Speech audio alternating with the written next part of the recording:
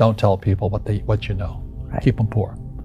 But unfortunately, the poor will always be amongst us because it starts up here. It's in their words, and the words become flesh. But when they say I can't afford it or I can't do that, they become what they say. And I made so many people, I can't afford it. You think I'm made of money? My PhD dad, he says, what do you think I am, made of money? I can't afford that. And my rich dad would say, that's why he's poor.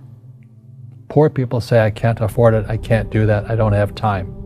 Because it's an escape. It's an escape, you know what I mean? It's easy to say, I can't afford it. Oh, I'm too tired. Oh, I can't go to the gym. When you could go to the gym, but no, I can't. Truth is, I'm just too lazy to go to the gym. A question opens the mind, a statement closes the mind. See, when you say, I can't afford it, your mind shuts down, and you become what you say. But the thing is that we become creatures of our own habits. And until we break the habit, we don't change. Poverty is passed on. It's taught in your families. And middle class is taught in families. And so the people right now who are sitting at home, who are struggling financially or worried about money or unhappy, they may be making a lot of money, but unhappy with what they're doing, it was probably taught to you. Your superego was taught, get a job, work hard, or you'll never be rich, or the rich are evil, or whatever. If you're poor, you'll always be poor. Just like most pro athletes, they make millions of dollars, and 65% are bankrupt 5 years later. It's because they come from poor families. Now you tell them that, they get very angry at you. It's the rich fault. It's you guys ripped me off, and the government ripped me off. But unfortunately, it's passed down genetically. That's the frightening thing. We've got to change what we teach our kids. So I remember raising my hand when I was 9 years old, talking to my fourth grade teacher, and I said, when am I going to learn about money? She says, the love of money is the root of all evil. We don't teach money at school. I said, why not? And she couldn't answer me, and she got very flustered. She says, go ask your father. He's my boss. So my father was the head of education, PhD, all that stuff. I go home and ask him, I said, why don't we learn about money in school? And he looked at me and says, because the government doesn't let us teach that subject. The government tells us what we can teach and what we can't teach. And I thought that was strange. And I said, but aren't we going to school to learn about money? He says, no, your job is to get a job. I said, but you get a job to earn money. He goes, no, you're supposed to just get a job. And I went, no. Isn't the purpose of a job to earn money? He goes, you're correct. I said, so why don't I just learn about money? I can skip the job part, And he got flustered and he said, look, if you want to learn about money, why don't you ask your best friend's father about money? So I asked him. He says, because Mike's father is an entrepreneur. And I said, what are you? He says, I'm an employee. I'm a government employee. And I went, oh. What's the difference?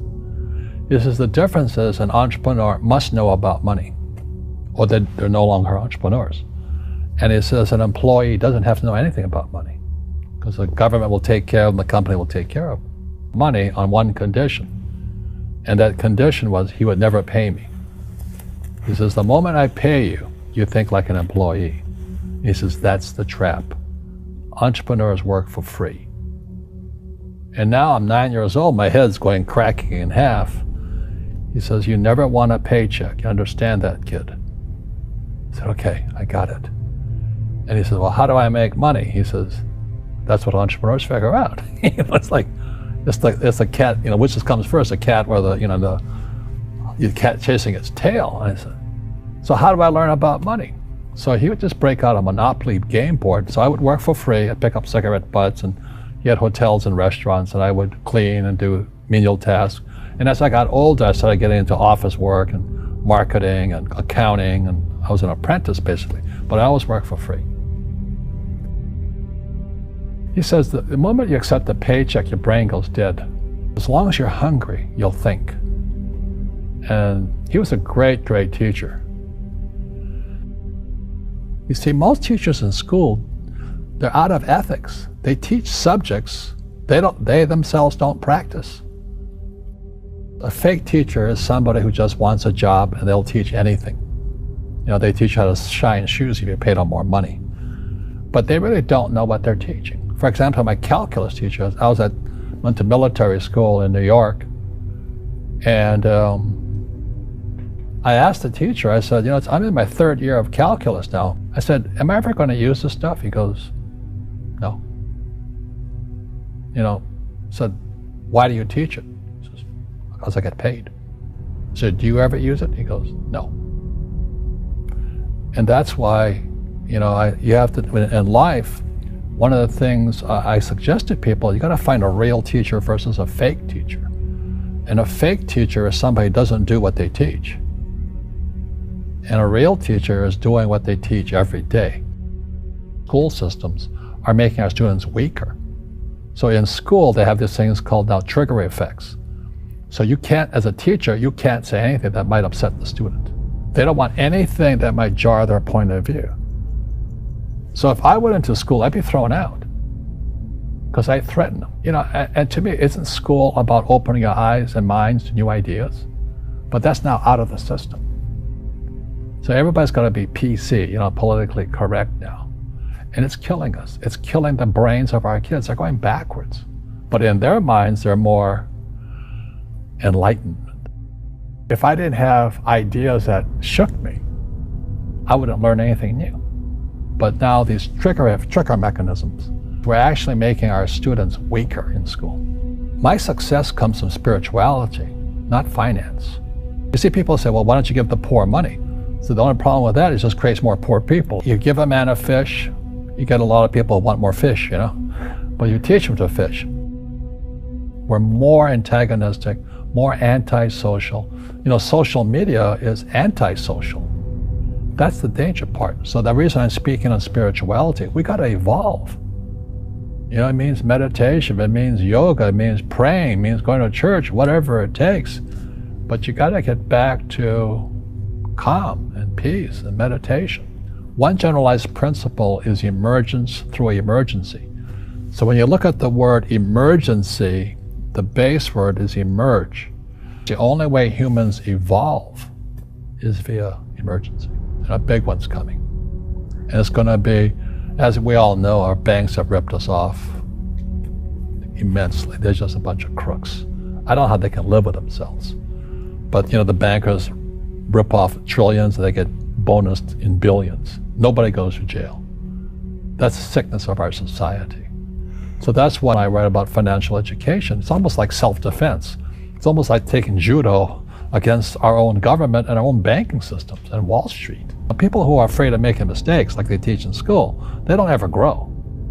Because spirituality is there's good and there's bad, there's right and there's wrong, there's up and there's down.